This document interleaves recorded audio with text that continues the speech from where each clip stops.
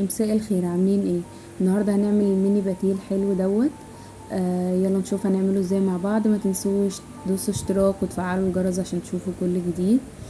اول حاجه كده معايا دور هحط فيه كوبايه من الحليب الدافي، وكمان نص كوبايه من الزيت، وبياض بيضه، ونص معلقه من نص معلقه كبيره من الخميره، ورشه كده صغيره من الملح، ومعلقه كبيره من السكر.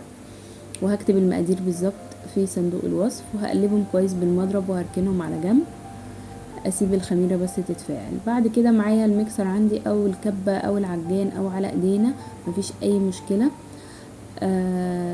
جبته كده وهحط فيه 3 كوبايات من الدقيق، بس لازم ادخل الدقيق عشان الباتيه يطلع معايا هش وجميل جدا جدا وخفيف قوي. دخلت كده 3 كوبايات من الدقيق بالشكل دوت، والخميره اتفعلت اهيت.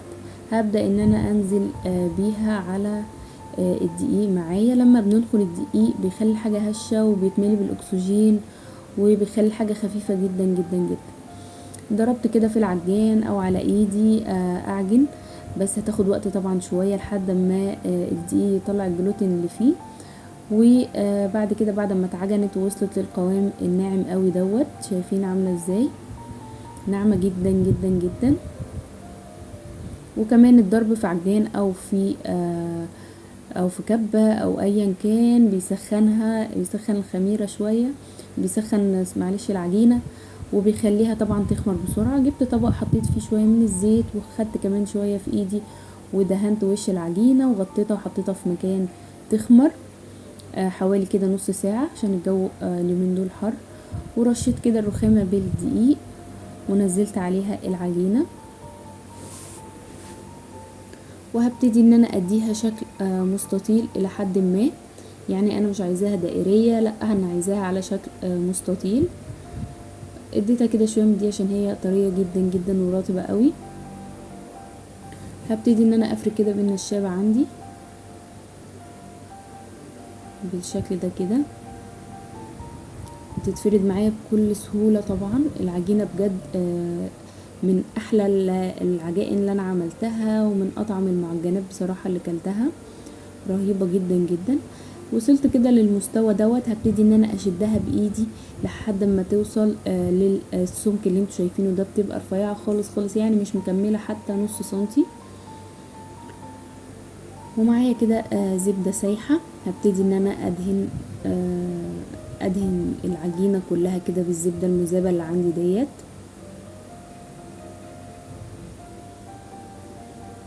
بالشكل اللي انتوا شايفينه دوت كده.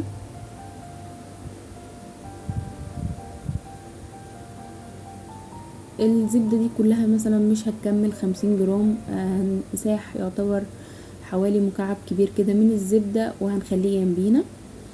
بعد ما دهنت كده اول جزء دوت اللي هو وش العجينة كله، هبتدي اتني الطرفين كده على بعض ماشي. بس هبدأ بقى دلوقتي من بره كده، انا بظبطها كده على بعضها كويس قوي. وانا بظبط برضو ايه، بحاول ان انا اسويها. هي ان شاء الله مش هتتقطع لان هي طرية جدا جدا وبتاخد وتدي ما شاء الله. بعد كده هدهن بقى الجنب اللي احنا تنيناه دوت بالزبدة برضو عشان تبقى مورقة وعاملة طبقات جميلة كده.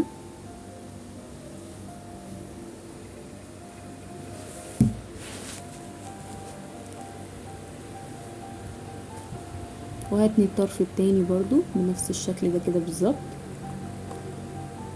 وهدهنه بالزبدة بسيط يعني قوي كده، مش كتير كده. كده العجينة احنا حاطين فيها كمية كويسة من الزيت، فبصراحة الزيت في المعجنات بيوديها في حتة تانية، بيخليها هشة جدا جدا، وبيطري كمان العجينة قوي.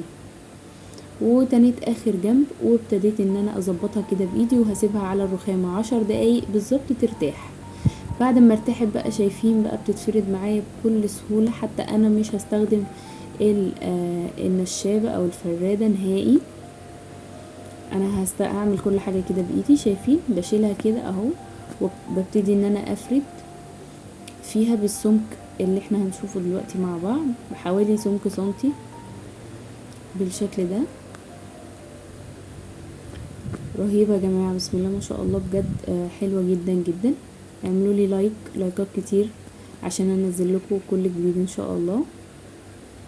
شايفين الهوا بقى اللي داخل من التوريقة اللي احنا عملناها في الاول.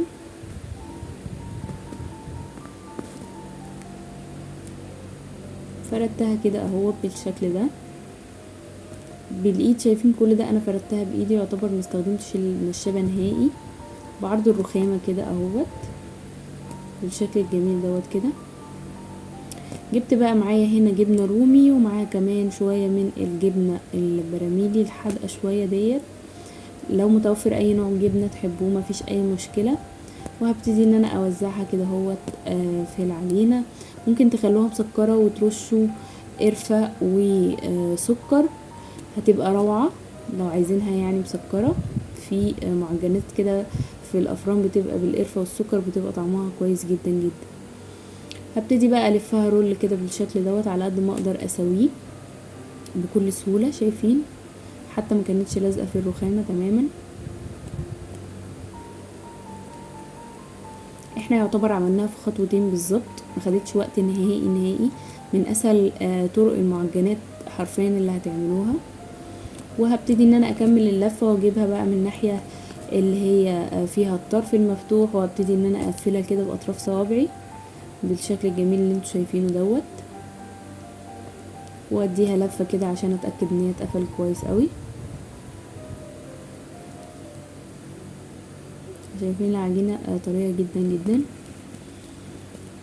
وجبت بقى خيط كده عادي، ممكن خيط اسنان.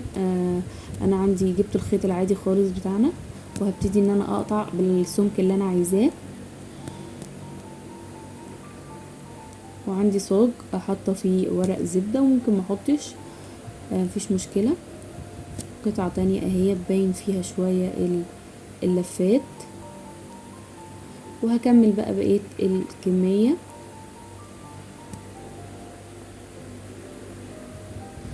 بالشكل الجميل اللي انتوا شايفينه دوت. شكلها رائع بجد، شكلها حلو جدا جدا جدا.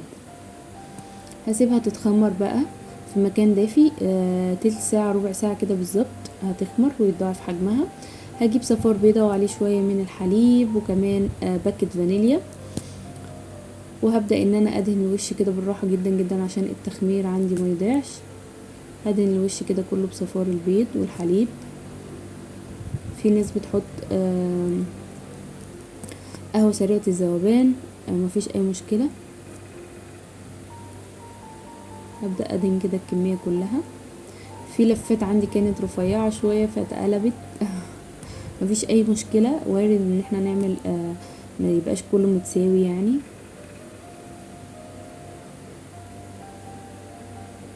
بدهن كله كده. ومسخنة الفرن عندي على درجة حرارة 180. هتقعد بالظبط من ربع ساعة لتلت ساعة في الفرن. لو لقينا يعني اتحمرت من تحت، هنطفي من تحت خالص، ونبدأ ان احنا نفتح الشواية على الخفيف نهائي. يعني ما نعليش النار، كل ما نعلي النار الحاجة بتتحرق بسرعة وما بتاخدش اللون اللي احنا عايزينه. على الرف اللي في النص درجة حرارة 180 على الرف اللي في النص من 15 ل20 دقيقة. ولو اتحمرت من تحت هنفتح عليها الشواية ونتابعها عشان تاخد لون ذهبي وحلو قوي. معايا هنا بقى سمسم وحبة البركة. ممكن تحطوا حبوب شوفان، بذر كتان، اي حبوب انتوا بتفضلوها او تكون مغذية كمان للاطفال بالشكل دوت كده. رشيت عليها كلها، وهبدأ ان انا ادخلها الفرن بقى دلوقتي.